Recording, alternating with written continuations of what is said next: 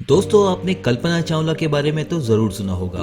वो भारत की पहली महिला है जो अंतरिक्ष में गई थी। आपने हर जगह यही पढ़ा और सुना होगा कि उनकी मृत्यु 1 फरवरी सन 2003 को स्पेसशिप के शटल के टूट जाने के कारण धरती से कुछ दूरी पर हुई थी।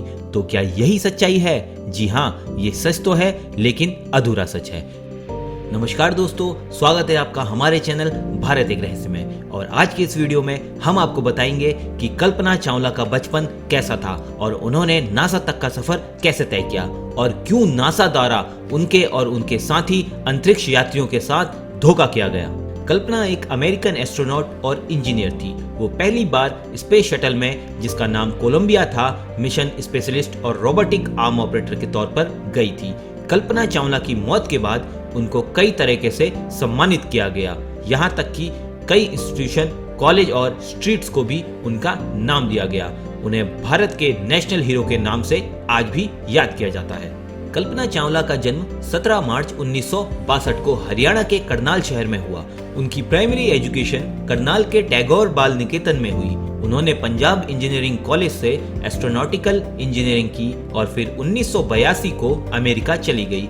वहां पर उन्होंने 1984 में अर्लिंगटन की यूनिवर्सिटी ऑफ टेक्सास से एरोस्पेस इंजीनियरिंग में मास्टर्स की डिग्री हासिल की। इसके बाद उन्होंने यूनिवर्सिटी ऑफ कोलोराडो बाउल्डर से एरोस्पेस इंजीनियरिंग में पीएचडी करी। वो 1988 में नासा से जुड़ी। उनका पहला मिशन शुरू हुआ 19 नवंबर 1997 को। इस मिशन में उनके साथ 6 और एस्ट्रोनॉट थे। इस स्पेस शटल का नाम था the space shuttle Columbia flight STS-87। ये स्पेस शटल स्पेस में 19 नवंबर 1997 से लेकर 5 दिसंबर 1997 तक रहा। अपने पहले मिशन में उन्होंने 10.4 मिलियन माइल्स की यात्रा की और पृथ्वी के 252 चक्कर काटे। इस स्पेस मिशन में उन्होंने 15 दिन और 12 घंटे यानी पूरे 372 घंटे बिताए। इस मिशन की सफलता के बाद कल्पना चावला का सिलेक्शन एक और मिशन के लिए हुआ, जो कि उनका दूसरा और आखिरी मिशन बन गया। ये मिशन बार बार डिले हो रहा था क्योंकि स्पेसशिप में बार बार टेक्निकल इश्यूज आ रहे थे। इन प्रॉब्लम्स की वजह से मिशन शेड्यूल नहीं हो पा रहा था। सभी टेक्निकल प्रॉब्लम्स सॉल्व करने के बाद वो दिन आया जिस दिन कल्पना ने अपनी आखिरी उड़ान भरी। ये दिन था 16 जनवरी 2003। इस मिशन का नाम था STS-107 शटल कोलंबिया। जब STS-107 लॉन्च हो रहा था तब स्पेस शटल के एक्सटर्नल टैंक से फोम इंसुलेशन का एक पीस टूट गया, जिसने ऑर्बिटल की स्विंग को रोक दिया। पहले भी लॉन्चिंग के टाइम फोम इंसुलेटर छोटे मोटे चेंजेस होते थे, लेकिन इस बार इंजीनियर्स को शक था कि कोलंबिया को हुआ डैमेज ज्यादा सीरियस होगा। जब स्पेसशिप कोलंबिया लौटते वक्त पृथ्वी के एटमॉस्फेयर में आई तब एक्सटर्नल टैंक में हुई डैमेज की वजह से इंटरनल एटमॉस्फेयर में गर्म गैसेस एंटर हो गई, जिस वजह से स्पेसशिप का इंटरनल विंग स्ट्रक्चर डैमेज हो गया और इसी की वजह से स्पेसक्राफ्ट अनस्टेबल होकर टुकड़ों में बिखर गया।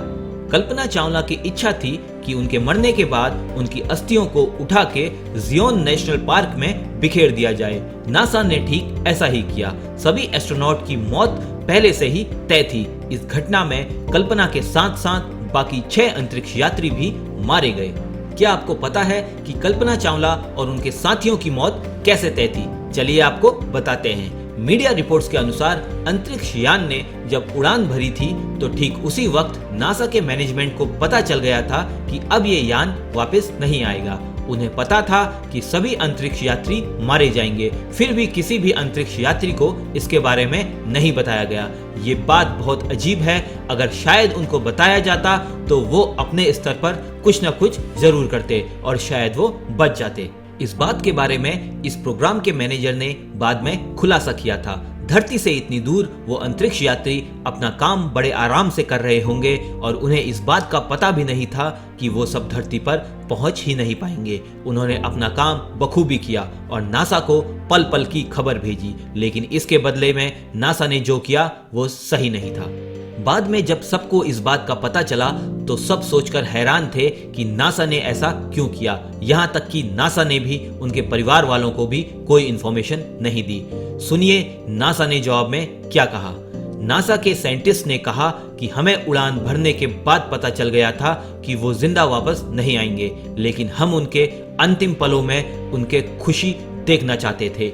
हम ये नहीं चाहते थे कि उनको ये पता चले कि वो मरने वाले हैं। हम उन्हें घुट घुट कर अपनी मौत का इंतजार करते नहीं देखना चाहते थे। उनकी मौत के बाद पूरी दुनिया में शोक की लहर छा गई थी। उनके पिता ने इंटरव्यू में बताया कि कल्पना कभी भी चीज से घबराती नहीं थी। वो जो भी काम सोचती थी उसे पूरा करके ही दम लेती थी। आज वो भले ही हम सबसे दूर चली गई है, लेकिन इतनी छोटी सी उम्र में इतनी सफलता हासिल करके वो हम सबके लिए एक प्रेरणा बन गई है। तो दोस्तों, आपको ये वीडियो पसंद आया हो तो लाइक जरूर कीजिएगा। कमेंट सेक्शन में आप अपना सुझाव हमारे साथ शेयर कर सकते हैं। ऐसे ही दिलचस्प वीडियो देखने के लिए हमारे चैनल को सब्सक्राइब जरूर कीजिएगा। तब तक के लिए जय हिंद, जय भारत।